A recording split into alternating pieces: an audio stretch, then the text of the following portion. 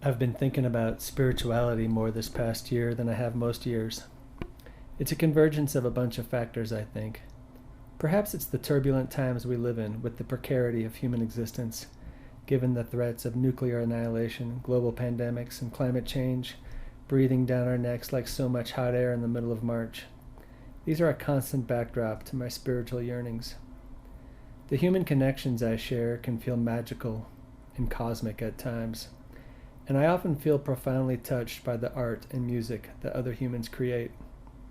I've been listening to James Tallarico make political speeches using the language of the kind of Bible-based Christianity that I grew up with.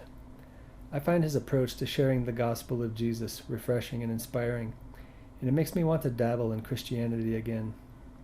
Perhaps I'll start by selling all that I have and giving it to the poor, just so I can have an outside shot of making it into the kingdom of heaven. I've also been doing a lot of hot yoga, which is peppered with introspective contemplations in ancient Sanskrit, which just makes me feel kind of spiritual in a way. But I've often joked that I'm a lapsed atheist, like, yeah, I am an atheist, but not a very good one. My heart just isn't in it, if you know what I mean. Maybe you've got it all figured out and you are one with the universe and living a life of purpose, helping your fellow human companions and doing your part to make the planet whole and bring peace on Earth. But I don't feel settled in this area of my life, and I'm still looking for meaning and purpose where I can find it, and trying to connect it to the cosmos and the people around me. In that vein, I'd like to share a couple of reflections on spirituality, if you can call them that. The first is a short 2-part essay I wrote about a mystical experience I had in northern Minnesota called Pontoon Boat High Dive. The second is taken from a comedy set I performed on my 50th birthday, where I contemplated what I love about Jesus and what I hate about Christianity. I'm sorry that the sound quality of the second isn't better, but I hope you get a giggle out of it. Pontoon Boat High Dive, Part 1. My dad turned 90 in January and bought a pontoon boat in July. The detail he thought most salient to share with me on the phone was that it was painted a green and brown camouflage pattern and was lined with plastic reeds around the outside of the boat, presumably to keep would-be duck hunters inconspicuous to the ducks. He then explained to me in some detail how he removed the plastic reed props and how we needed to apply the boat registration decals from the DNR. So you can imagine my surprise when I saw the boat in person and observed that it had a metal frame supporting a 12-foot high platform which had a diving board attached to it. I don't just mean a simple board that stuck out a few feet off the side of the boat. I'm talking a real-life carbon fiber diving board with blue stripes and a textured surface for improved traction. I couldn't believe my eyes, and Dad couldn't wait to take us out on the lake to give it a try. We donned our shades and swimsuits and motored to the middle of the lake, where we found a spot that looked fit for the moment. I climbed up first and was impressed by the sturdy feel of the steel framing and took in the view of the lake from the platform. I walked to the end of the diving board and bounced out a few times to get a feel for the thing, and then, finding it satisfactory, I stepped back to prepare for my first dive. 1, 2, 3 steps, a skip, then a big bounce, and I launched into the air and did a simple but perfect swan dive, so that I could smile for the camera on my way into the water. Pontoon Boat High Dive, Part 2. We had so much fun last summer jumping off of the Pontoon Boat High Dive in the middle of Mirror Lake. My brother and I made a contest out of challenging each other, trading dives that included pikes, swans, inversions, twists, flips, and even cannonballs. It was great fun.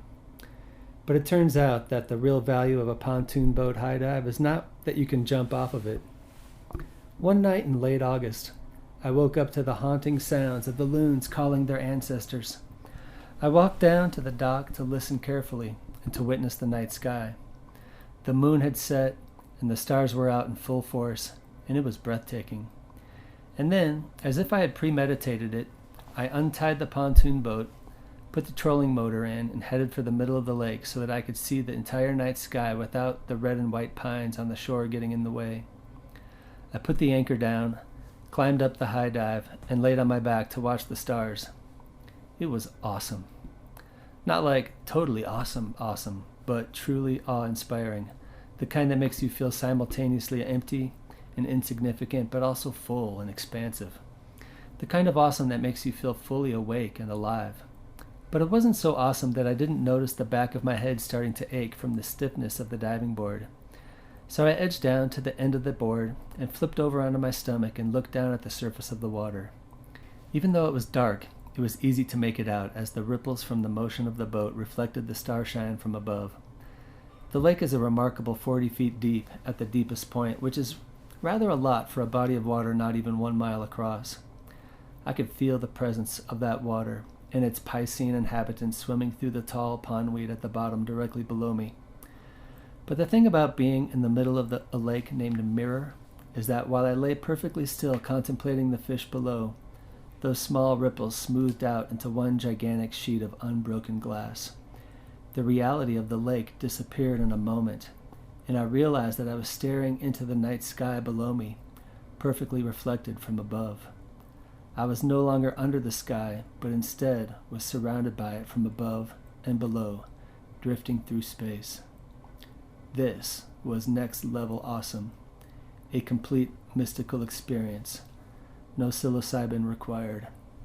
I was one with the universe. I was nothing, and I was everything. My heart was full of love and loneliness. My brain buzzed with understanding and wonder, hope and despair. Eternity stretched out in every direction, but I was there for just a moment.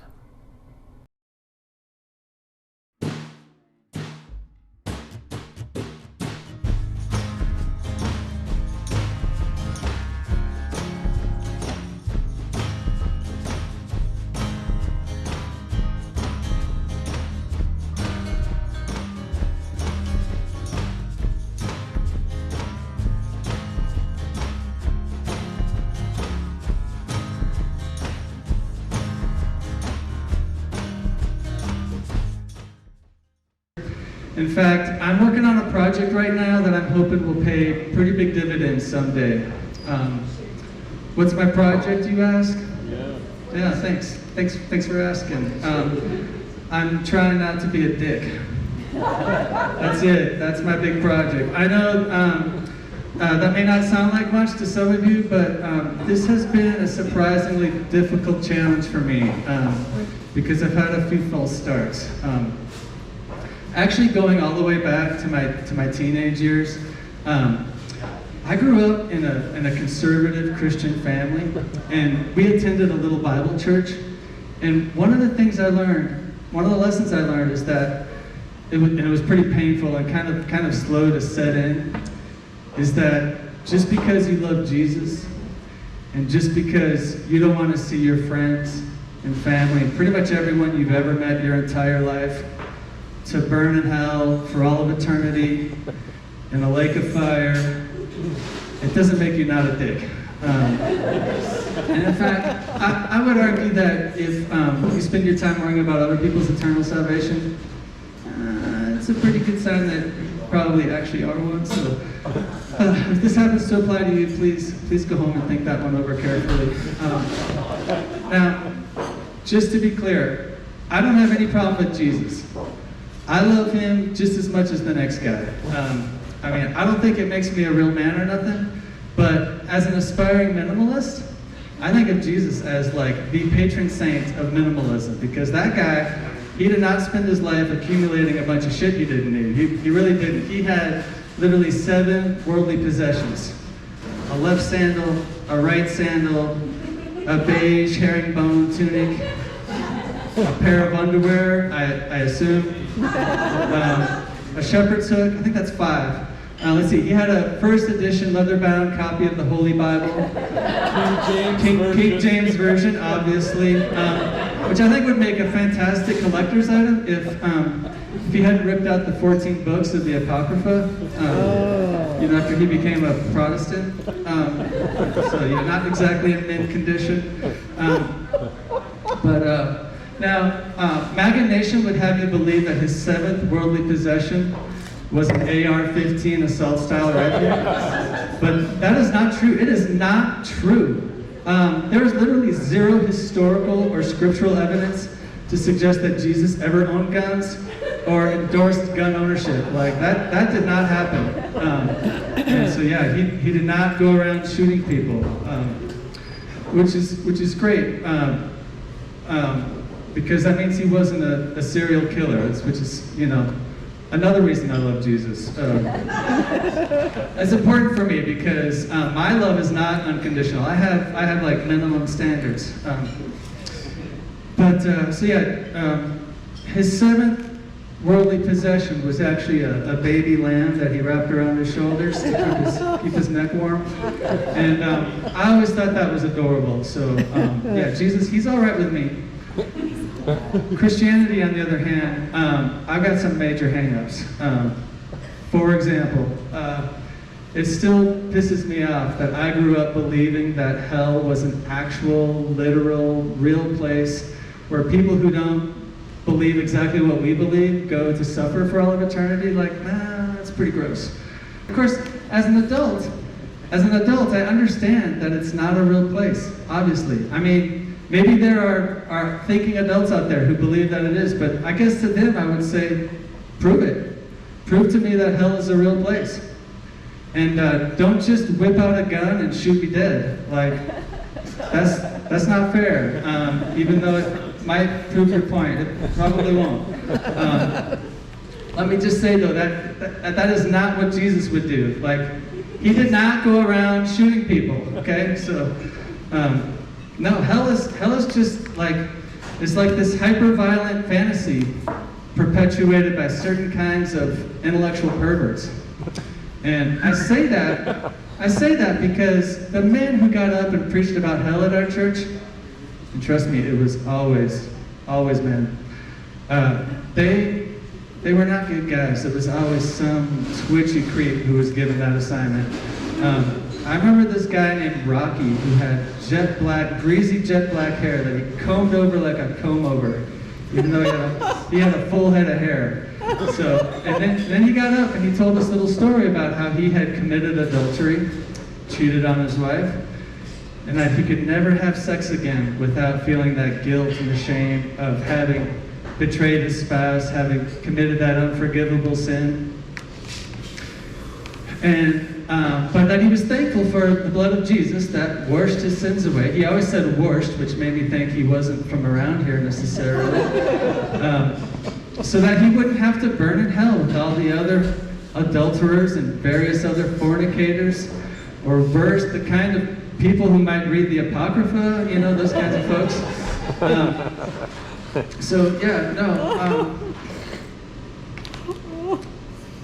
I remember as a 10-year-old, thinking, man, this guy's full of shit, and he probably needs therapy, And I jumped, because I was precocious and so offended, I jumped up on the pew and I shouted, "You're full of shit, you twitchy creep!" Which, oh man, it's just like one of my favorite lifetime memories that I just like, in my catalog of 50 years, I just like to replay from time to time.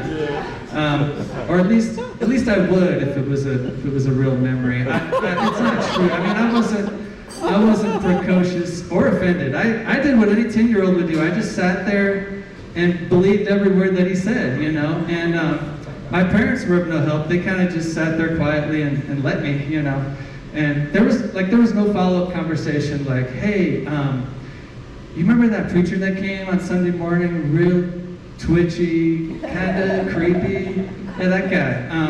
That guy was full of shit. And you can ignore almost everything that he said." And that would have gone a long ways for me. But they let me work that nonsense out on my own.